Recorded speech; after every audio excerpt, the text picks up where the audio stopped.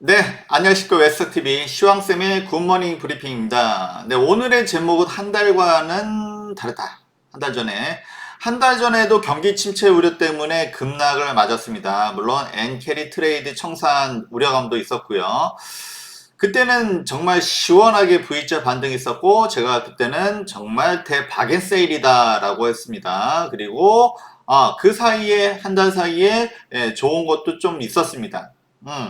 그런데 오늘의 제목은 한 달 전과는 다르다. 그때와는 상황이 다르다는 얘기입니다. 네, 무슨 얘기일까요?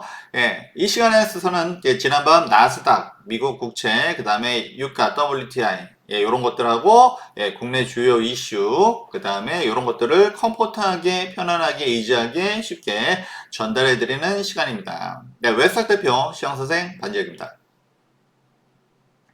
본 영상은 시장에 대한 이해를 돕기 위한 영상이며 주식 매수 매도로 의도한 것은 아닙니다. 주식 매매는 본인 판단의 몫임을 알려드립니다. 다 알고 계시죠? 일단은 지난밤에 요거 이제 중요하다고 말씀드렸습니다. 물론 뭐 이번 주 금요일 날 그 고용 보고서가 중요하고 거기서 나오는 실업률이 더 중요하긴 합니다만 일단은 이제 오늘 이제 대략적으로 졸트 구인 이직 보고서가 발표가 됐습니다. 지난밤이죠. 네. 그래서 지난번 11시에 발표가 됐는데 보니까 이렇게 파랗게 돼 있어요. 그렇죠? 예상보다 구인 이직 보고서 이직도 하지 않았고 구인 보고서도 많지 않았다라는 얘기죠. 그만큼 고용 시장이 둔화되고 있다라는 것입니다. 요거는 이제 7월 거예요. 그리고 6월 것도 보니까 원래는 뭐 8.1 이렇게 되는 거 뭡니까? 밀리언이니까 818만 4천 이렇게 됩니다. 그게 수정치 이것도 좀 줄었어요. 그죠? 그리고 요번에도 예상치보다 줄었습니다. 결국에는 뭐다? 고용지표가 고용이 둔화되고 있다라는 것이죠. 그러면은 지금은 미국의 경기 침체가 더 우려스럽잖아요. 그죠? 인플레이션보다.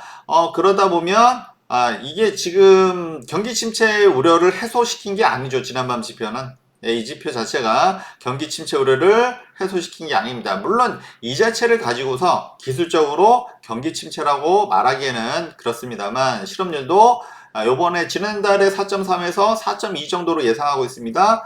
4점 초반대를 가지고서 경기 침체라고 할 수는 없지만 실물 경기는 이거보다는 솔직히 좋지가 않죠.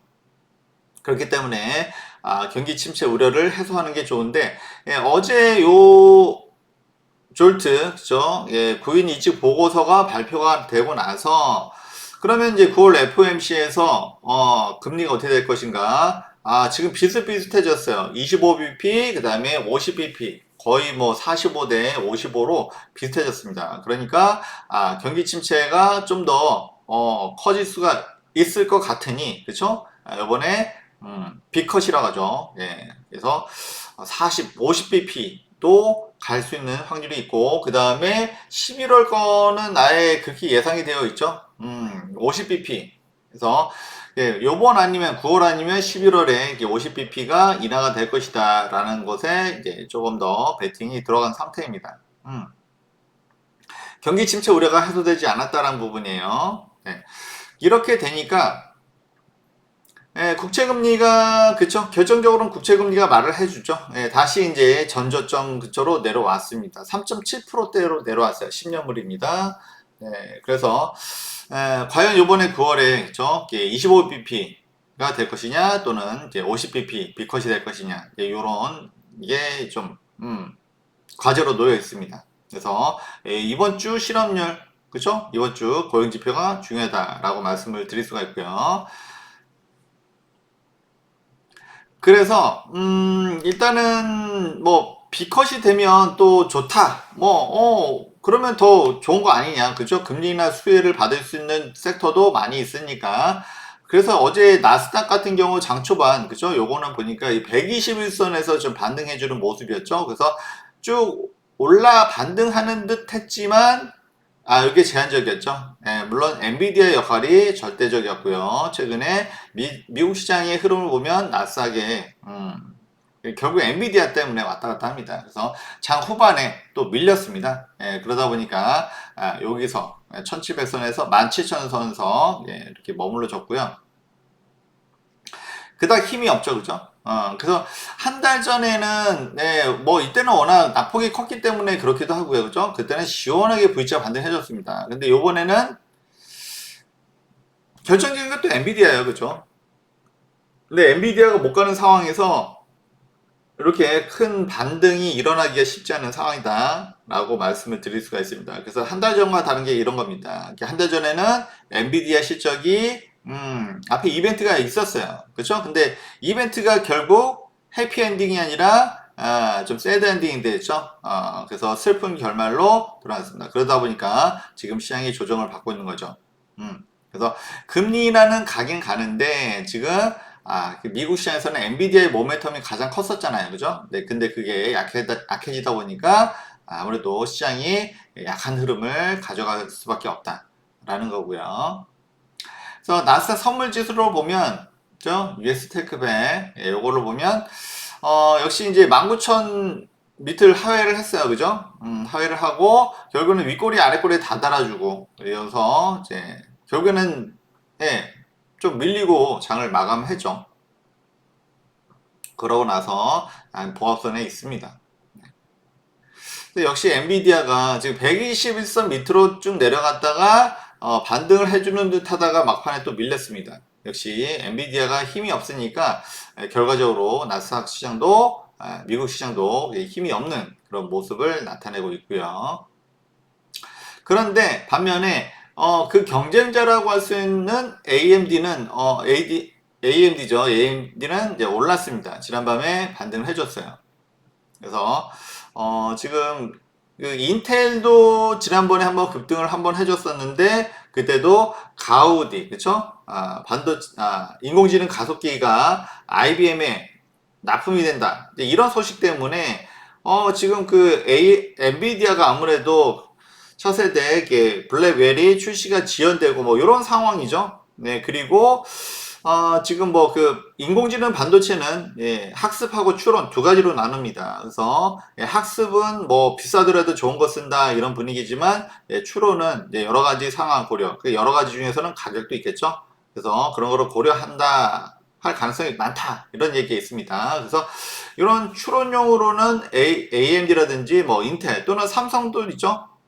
그러니까 엔비디아 입장에서는 뭔가 좀 치고 나가야 되는데 그게 블랙웰이었던 거죠, 차세대. 근데 요게 좀 지연되면서 그 사이에 경쟁자들이 올라올 수 있다. 이런 이야기가 있습니다. 그래서 AMD가 지난밤에 반등을 해줬고요. 네, 그래서 이런 모멘텀이 삼성전자도 있으면 삼성도 반등이 되면 이제 우리나라 시장은 좋아지겠죠. 그런데 지금 이제 그게 모멘텀을 탈지는 조금은 불명확합니다. 아직까지는.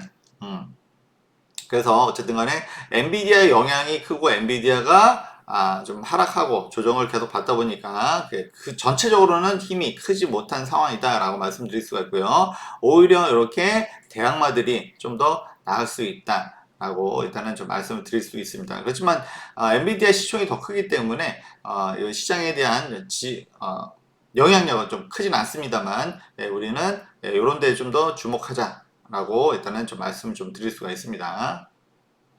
그리고 지난밤에는 그래도 테슬라가 좀 살렸습니다. 테슬라가 4% 사실은 지지난밤에도 중국 쪽의 판매가 늘었다라는 것 때문에 장초반 올랐다가 전반적으로 시장이 조정받는 영향으로 하락 마감했죠. 그런데 지난밤에는 이제 4% 반등을 해줬습니다. 그렇죠? 중국 쪽에 판매가 증가했다라는 것이고요. 그리고 이제 좀 이따 오늘의 이제 뉴스를 보면 독일에서 전기차 보조금을 좀 없앤다 했는데 폭스바겐이 최근에 좋지 못합니다. 그래서 전기차 보조금을 다시 늘린다. 뭐 이런 뉴스가 좀 있습니다. 이제 이런 것도 하나의 호재가 될 수 있고요. 그리고 역시 이제 요번에 금리 인하를 25p를 하든 50pp를 하든 결국에는 금리 인하하면 아무래도 이제 자동차 할부 금리라든지 이런 게 좀 낮아지겠죠. 그러면은 좀 더 판매에 도움이 된다 해서 그런 것도 하나의 이슈가 됐던 것 같습니다. 어쨌든 테슬라가 오늘 반등해줬고 또 2차전지 쪽으로는 오늘 뭐 나쁘지 않을 것 같긴 하고요. 보셔야 될 것 같습니다.